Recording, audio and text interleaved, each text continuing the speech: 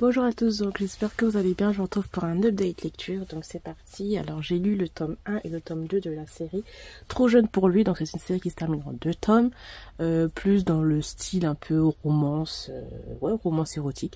Et donc j'ai beaucoup aimé le premier tome, le deuxième tome un peu moins, mais c'était assez rapide à lire j'ai trouvé, pour une série de 2 tomes. Voilà, il n'y avait pas énormément de pages je trouve. Enfin bref, donc c'est l'histoire, je ne sais plus encore les noms des personnages, je les ai oubliés depuis le temps que j'ai lu cette série. J'ai lu ça en e-book, donc je vous mettrai les 2 photos ici.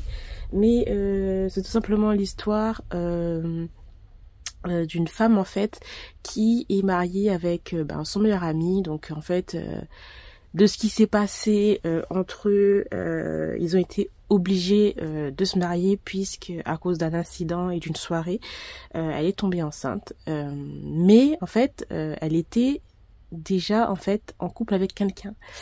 Et il s'est passé beaucoup de choses, donc ça je peux pas vraiment dire puisque c'est quand même un petit peu l'intrigue de l'histoire. Donc, nous allons parler du personnage masculin qui, lui, est un jeune homme qui a 19 ans. Donc la fille, elle a, je crois qu'elle a 38 ou 39 ans, un truc dans le genre. Et donc le gars a 19 ans.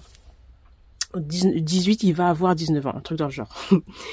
Et donc lui, voilà, il est jeune, il est pas vraiment riche.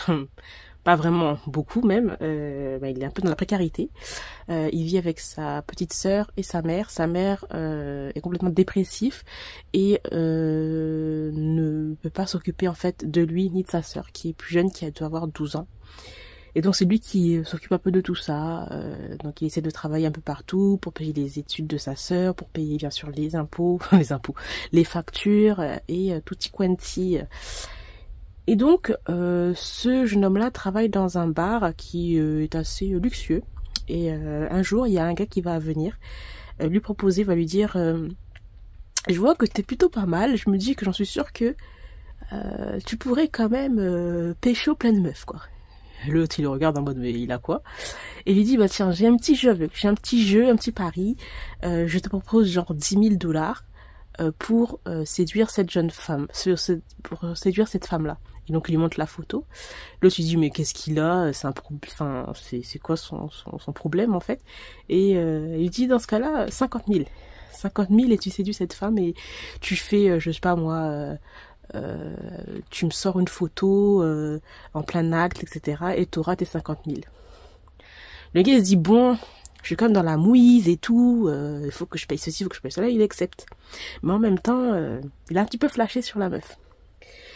Et donc, ces 2 personnages-là vont se rencontrer, voilà.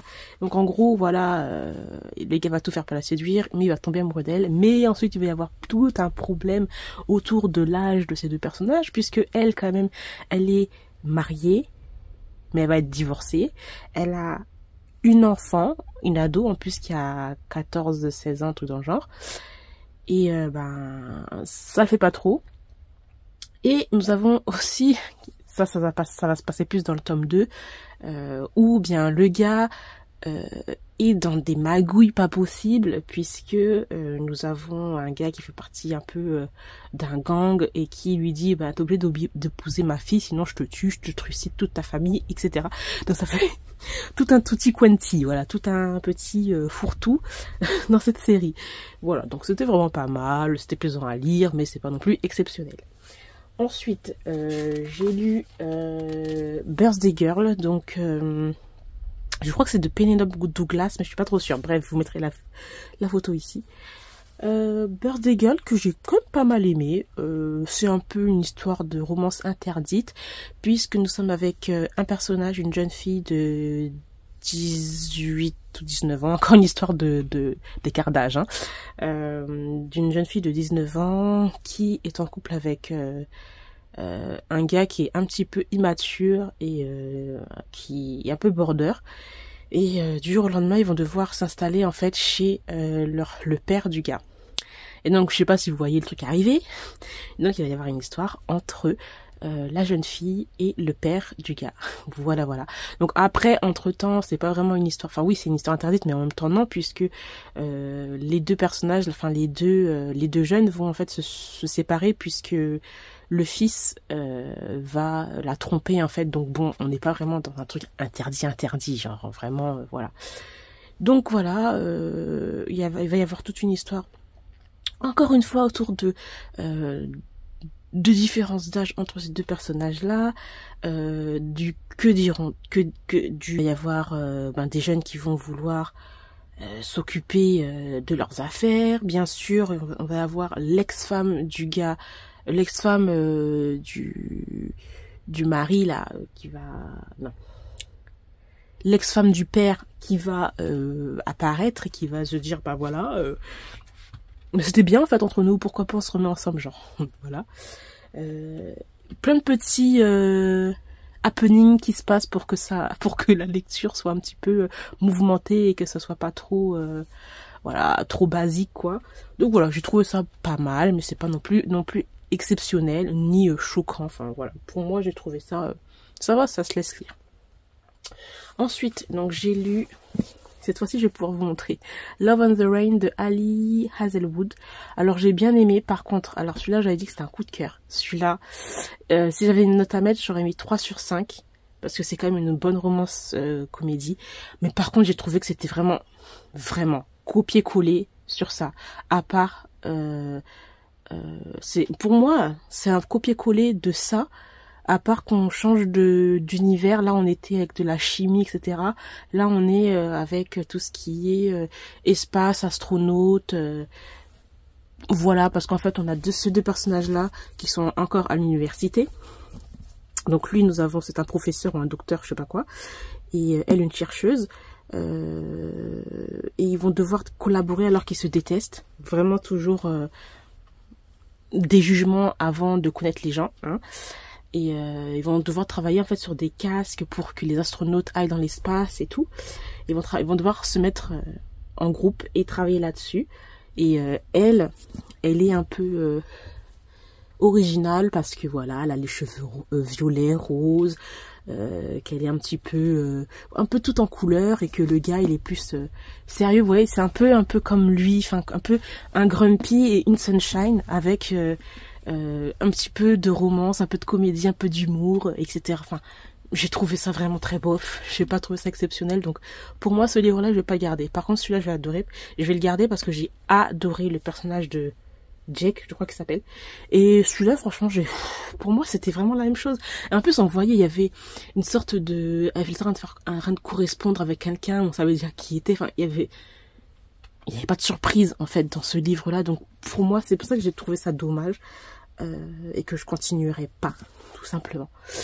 Voilà, de lire d'autres livres d'elle, pourquoi pas. Je sais qu'il y a une romance là, un peu bitlit, un peu romance paranormale avec des loups-garous. Je verrai, ça a l'air pas mal.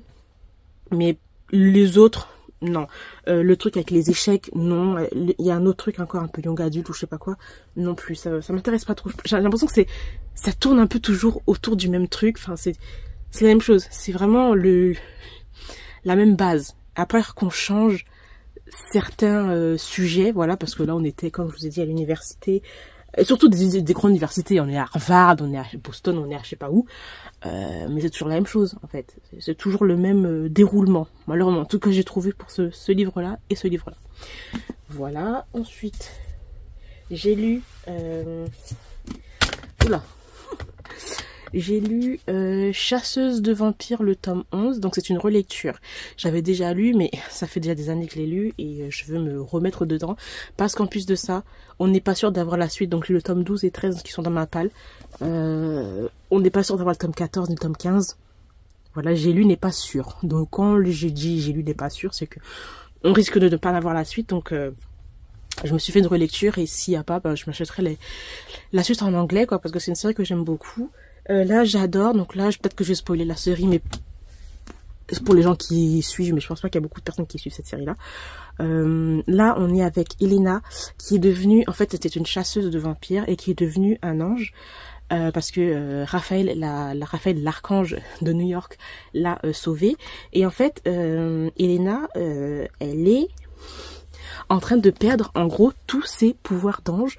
Et normalement, au lieu d'évoluer en mode genre comme si elle allait ben voilà, devenir une ange assez forte avec tous ses pouvoirs, etc. Et ben là en fait, au fur et à mesure, elle est en train de perdre ses plumes, elle est en train de perdre tous ses pouvoirs, toute sa force, elle devient encore plus faible en fait qu'un être humain. Et donc ils sont en train de chercher toute la cause, etc. Et puis nous avons l'histoire de la cascade. Enfin, la cascade en fait dans cette série, c'est un peu comme un gros fourre-tout, un gros cataclysme en fait. On a plein de problèmes, d'événements naturels qui arrivent, les pouvoirs des différents archanges s'accroît, et le fait est qu'on ait plusieurs archanges qui sont mis dans une même zone, et ben il y a des catastrophes. Voilà, il y a des guerres qui se déclenchent et tout, et on a bien sûr des archanges qui sont en mode sommeil et qui vont se réveiller avec la cascade. Donc voilà, le tome, enfin comment ça s'est terminé, j'étais en mode what the fuck, que va-t-il se passer à Elena? Voilà, donc j'ai adoré, j'ai très hâte de lire la suite. Et donc voilà, j'ai terminé pour ce point de lecture. Je termine ici parce qu'en fait j'ai lu encore d'autres livres, par exemple L'ombre d'Adeline, voilà. Je vous en parlerai bientôt. Donc voilà, j'espère quand même que cette petite vidéo, mon point de lecture, update lecture, vous a plu. Je vous remercie de l'avoir regardé. N'hésitez pas à me dire quelles sont les dernières lectures que vous avez lues. Et je vous retrouve très bientôt. Bye bye.